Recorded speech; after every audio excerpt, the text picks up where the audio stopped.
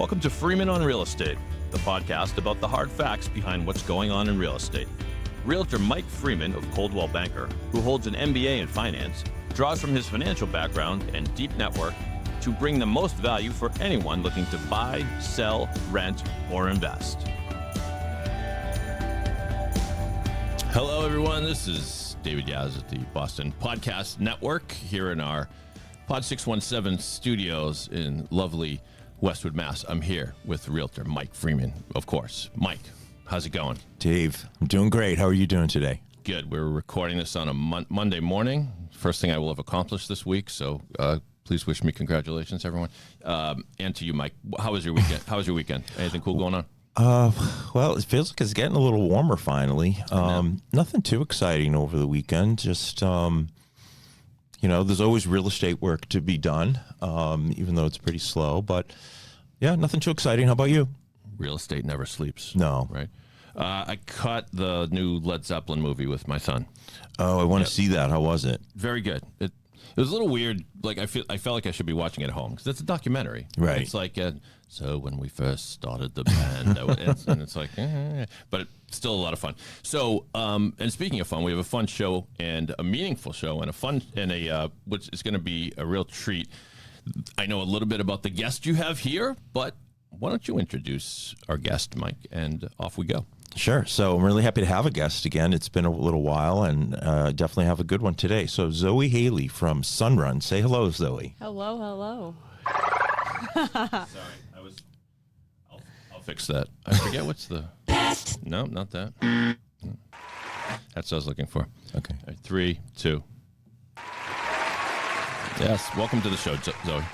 Thanks. Thank you for having me. I'm so excited to be here. Yeah, I'm really happy you're here. We'll do a couple of episodes and people will learn more about you. So I guess we'll jump in. The first thing I wanted to talk about is I thought it would be really good if in this episode we sort of talk about your story, because you do have an interesting story. You've done a couple of things. You do something different than when I met you a few years ago when you came to one of my seminars. So maybe we could just start off with that and just, tell us a little bit about your history and how you ended up doing what you do now. Yeah, for sure. So I'm originally from Bellingham, Massachusetts.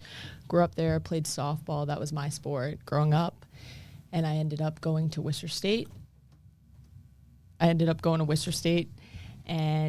there I had played softball my first 2 years. And I majored in biotechnology. Not anything I did not know that. Yeah, so not anything of what I do now. And how we met was through the lending in real estate world. Right. At the time when I met you, I had gotten my life insurance license. I worked for somebody who owned a insurance company, a private lending company, and then did the business of cannabis. So I kind of had my hands in all of that, but I was going to networking events like 3-4 nights a week to like real estate networking events. And that's where I happened to stumble upon yours. Yes. And that's how we met. But I guess I want to bring it back a little bit because towards the end of my college career and afterwards up until, last year is when I really struggled with drug and alcohol. And so I've just recently got sober, and I don't know why I'm drawing a blank right now. That's okay. Can we start that over? Yeah, of course. You're doing great. All right. You're doing great. But I don't know if you want to guide her along. I mean, I know you want her to tell this story, but yeah. Yeah. And it's up to you. You don't have to mention the drug and alcohol if Okay. you don't want to. I'm fine. I don't mind. I'm fine either way. Yeah. But it's very personal. So Yeah. I don't know if you don't want to, don't feel like you have to. No, I like talking about it because a lot of people struggle with it. So Yeah. Okay. for sure. yeah. Yep. I'm good with that. So why don't you just ask her? Well, I can get back to what I was saying. Just start back in wherever you like. So yeah. So yeah, I just got sober. I have over a year of sobriety, and within that year, I've recently learned, a lot about myself, and I've been able to implement habits in my life that I just wasn't doing prior to, because when you have an addiction, that's kind of all you're doing. You Right. know, you don't focus on things that are important. You don't focus on your family. My family, those were the people that I hurt the most. You know what I mean? Mm-hmm. And we don't realize how good we have it sometimes, or that, you know, our family is the ones that are going to be there for you in the end. Absolutely. So you shouldn't treat your family like, you know, they're just somebody on the street. Right. And just really thankful that I have a family that has been there for me through this entire journey. And, you know, they're so proud of me from where I was to where I am now and where I continue to go, because they've seen the changes that I've made in my life. And I've only, I continue to level up in all the areas of my life. And Right. I just think that is amazing. Yeah. So Well, I'm proud of you too. thank you so much. And I didn't know, you know, you told me this fairly recently, and you know, I thought it was amazing. And you know, you obviously didn't have to tell me. Yeah. So the fact that you did and you went through that was great. That you are where you are now. Can I ask a question? Yeah. Producer Dave jumping in. So if you don't mind, what was your sort of weapon of choice? Was it hard liquor? I know this is personal stuff, so you go as far as you would like. But I'm just I'm curious. I have two family members who an aunt and an uncle that I lost to alcoholism before they should have gone. What was it? What was the path like? So I struggled a lot with alcohol. But when I drink alcohol, I want to put a lot of cocaine up my nose. And when I do that, I don't stop, and I'm up for days on end. And, you know, when I start, I, you know, get all these business ideas. It's like Adderall for me. And I get really motivated, but then like you're up for days on end, and then it's like, what do I do with myself now? Yeah. You know? Yeah. So Interesting that you used it to do work. I know. I know a lot of people. Yeah, that's not common. Historically, a lot of people in the entertainment industry, I think they would confess that they did a lot of their best work on cocaine, but of course, you pay the price. yeah. Yeah.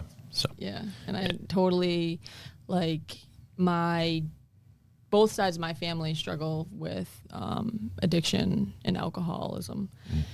And, you know, I was warned growing, because a lot of people say that it's genetics, and I definitely do think that plays a part. I think your environment also plays a part. I think for me, being young and curious, like, because of my parents going through what they went through, they made sure that, like, I didn't get into the trouble that they got into. And just me being a curious person and trying to get my way around everything, I'm going to find things that, you know, Yeah. not supposed to find. right. Yeah. Yeah. Yeah. Well, congratulations on what you. And I know you're going to tell us about, but now Yeah. what you do now, your day job is connected to this, right? Yeah. I think before we get into that, I would just like to talk about my journey of sobriety and, like, the things that I've implemented in my life. Sure. So while I was in so I did the full treatment. I did Detox. I did the next program, which is called a CSS, where you're in groups all day long. And then I did a 6-month residential program where I was able to work. I was able to go home for the weekends, have passes, all that stuff. At the beginning of this, if you told me that when my mom brought me into Detox, if I was going to be there for close to 9 months, Oh. I'd be like, you're crazy. You're out of your mind. The time went by so fast. But so while I was in there, the first thing I did was I started to take suggestions because my way was obviously not working. Yeah. And so I took suggestions, and I took suggestions to continue this journey and to go on to the next step. Because a lot of people who go through the process of getting sober, if you do a treatment facility, a lot of people have done it. I was in there with a lot of people who were reoccurring clients. That was something that I never wanted to do again. So I decided that I was going to give it my best try and do it to the fullest. Be one and done. Yeah, exactly. And so took suggestions, and we ended up listening to, I should have gotten this guy's name before I came in, but anyways, it was TED Talk. He was an addict, and he actually was in the Olympics. And his TED Talk, he was talking about how while he was in prison, he wanted to go to the Olympics. It was either skateboarding or BMX. Okay. And the prison guard was like, you're out of your mind. Look where you're at. And so he was like, I need to change my habits. And he's like, I'm gonna brush my teeth every day like I'm preparing for the Olympics. And that right there had just clicked with me. And what I started doing, it was brushing my teeth and making my bed. So small things. The smallest thing possible. Because if you can wake up and you can make your bed every day, that checks something off the box. Sure. It sends endorphins to your head, and that gets that slow ball rolling. Yeah. It builds you momentum. Yeah, makes sense. Small wins are the biggest wins, because we all expect us to have a goal or something that we want to accomplish, but it looks so far away and so unachievable. So you have to break that down into smaller segments to help you get there.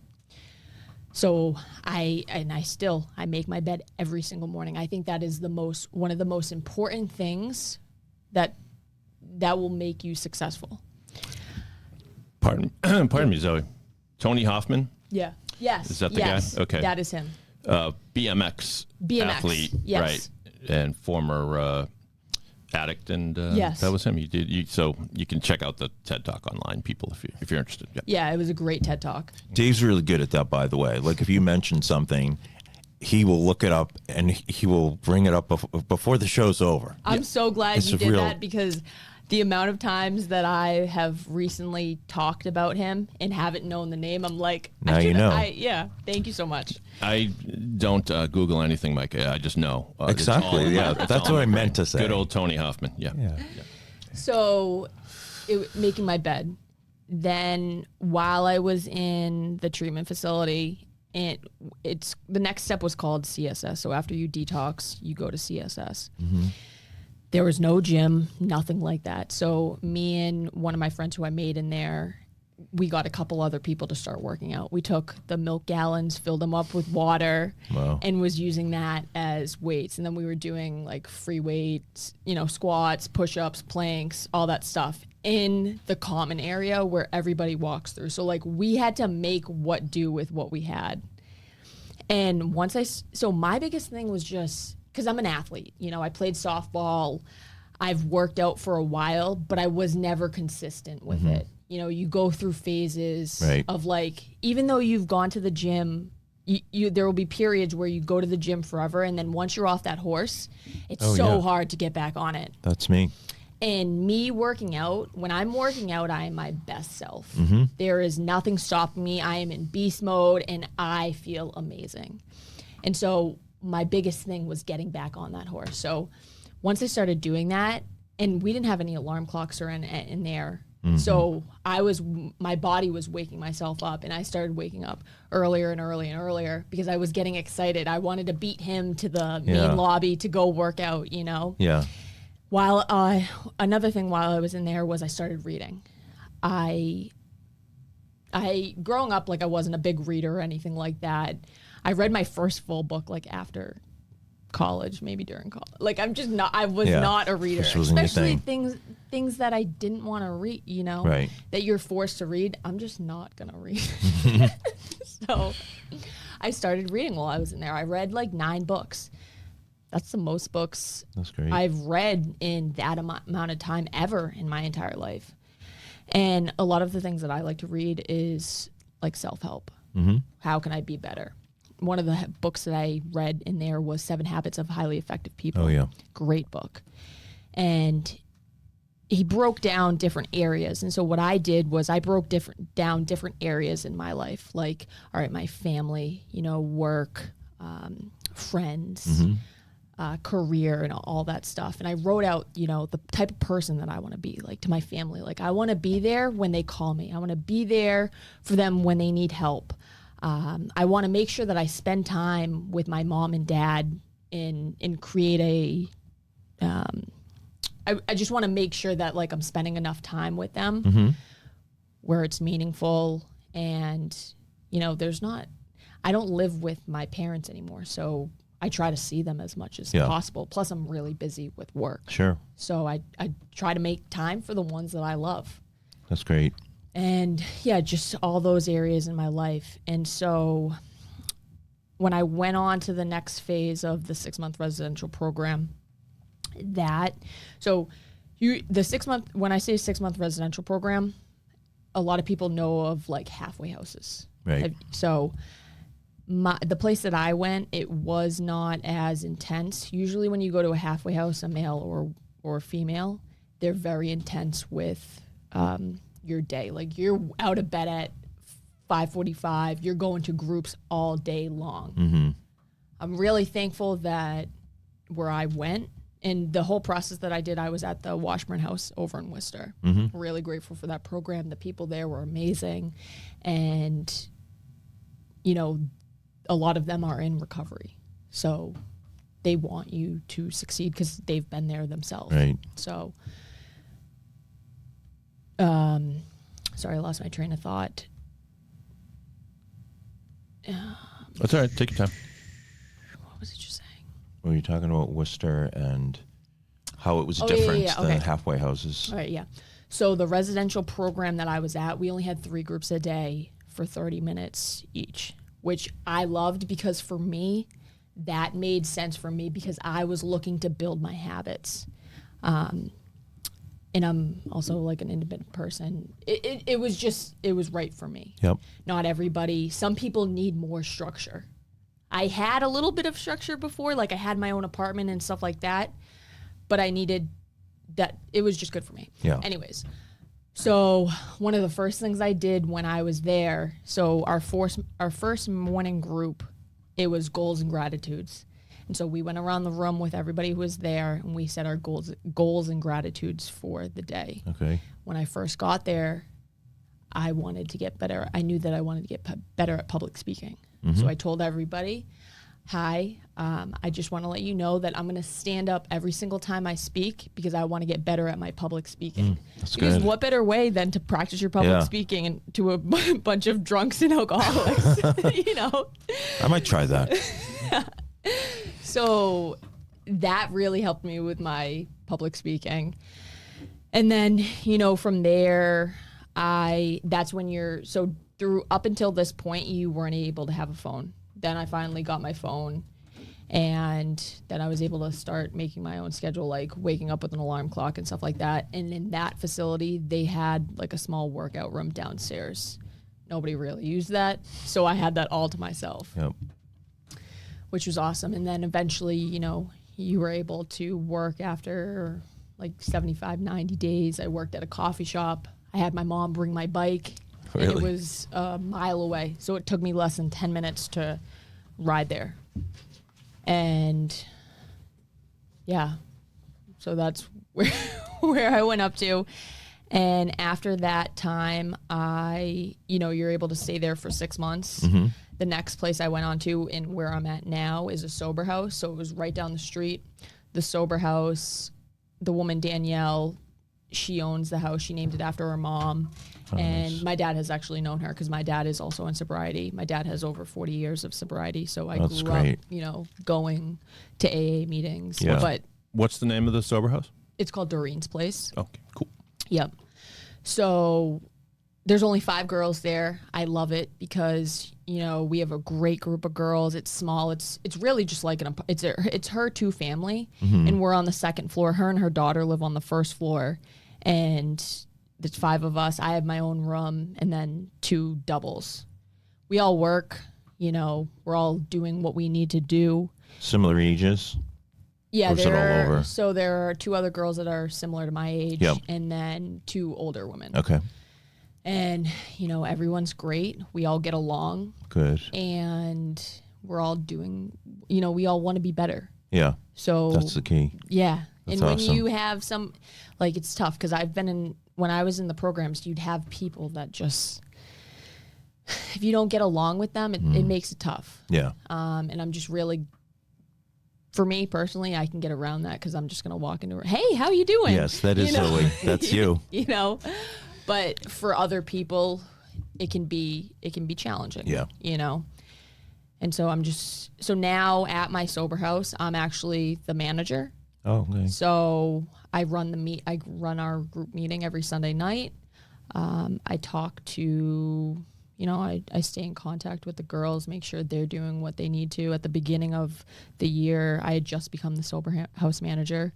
I had us all do our New Year's resolutions. I went over everything, like, all right, what do you want to achieve financially?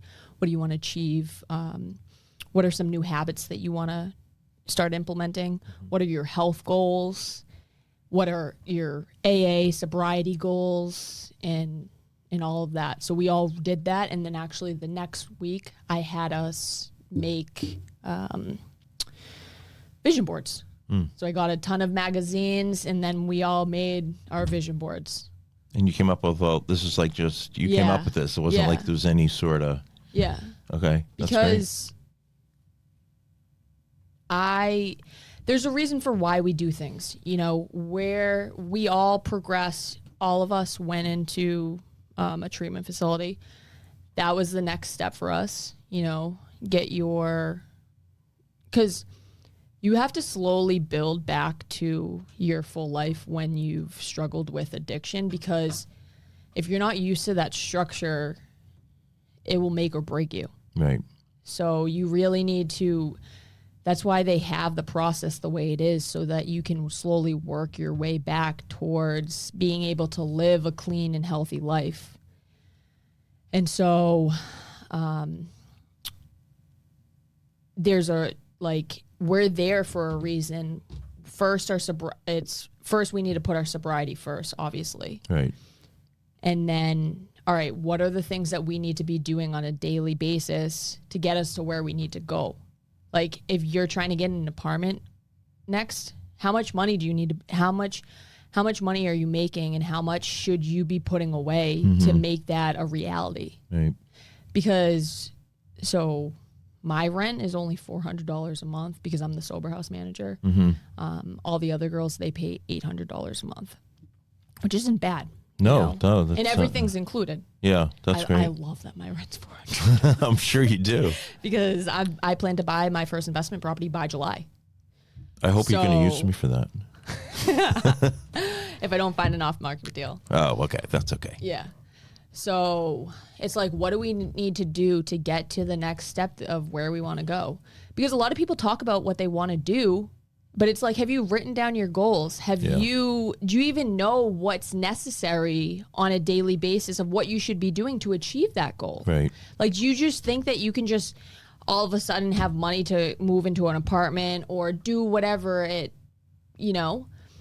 all right, I bring this much in. All right, this is how much I'm going to need to put down on for the deposit, security, all that stuff. Do I have a car? Do I need to get one? Right. You got to break it down to all the different goals to get there. Yeah, because a couple of them, like one wants to get an apartment, one just got a car, another one wants to get a car. So we need to make goals to achieve things. It makes sense. So that is that's a really interesting story, and I appreciate you sharing that. Of course. It's very, like I said, it's very personal, and it's really amazing that you are where you are now. And we're going to talk a little bit more about that in the next episode. But thank you for sharing all of that. Yeah, of course. And like I said, we'll continue in the next episode. But for now, I want to kick it back to Dave and do the segment we usually end with. So. Thank you, Zoe. Just inspirational. And you can tell that your story has got you where you are today, meaning it seems like everything you learned along the line you're applying now. Is that fair to say? It's very fair. Yeah. Is it, how long have you been sober for? January 10th was a year. Wow. Okay. Yeah. Are you no longer afraid of slipping, if you don't mind me asking that? Or do you think about it? Well, so I continue to go to my AA meetings. I make sure that I put my recovery first because I don't want to. But do I think about it? Yeah, sometimes things pop in my head. That's just, what is it, like 70,000 thoughts go through our head a day? Yeah, I think about it. But I also think, all right, I'm the healthiest I've ever been. I wake up at 5:20 every morning. I get to the gym for 6 a.m. I work out twice a day, and I'm eating healthy. If I were to put a drink or a drug in my body, how am I going to feel tomorrow? Yeah, Right. there's an incentive right there. That is I would feel horrible. Yeah. No, thank you. Yeah. Well, good for you. I suddenly feel incredibly unhealthy because I don't do any of those things. But nevertheless, I can guide us into the segment that we call More About Mike. More about Mike. More about Mike. More about Mike. So we asked Mike a question and we asked the guest a question, and it's the same question. We'll get to know them a little better. Let's spin the wheel and see where we come out. All right. All right, that's enough wheel. Okay. Here's the question. If you could go back in time and give your past self one piece of advice, what would it be? Mike, you want to go first on that? Or? I'll let Zoe. Are you okay going first? Yeah, no worries. Go ahead. All right. I really like this question. Yep. I think that I would tell my past self,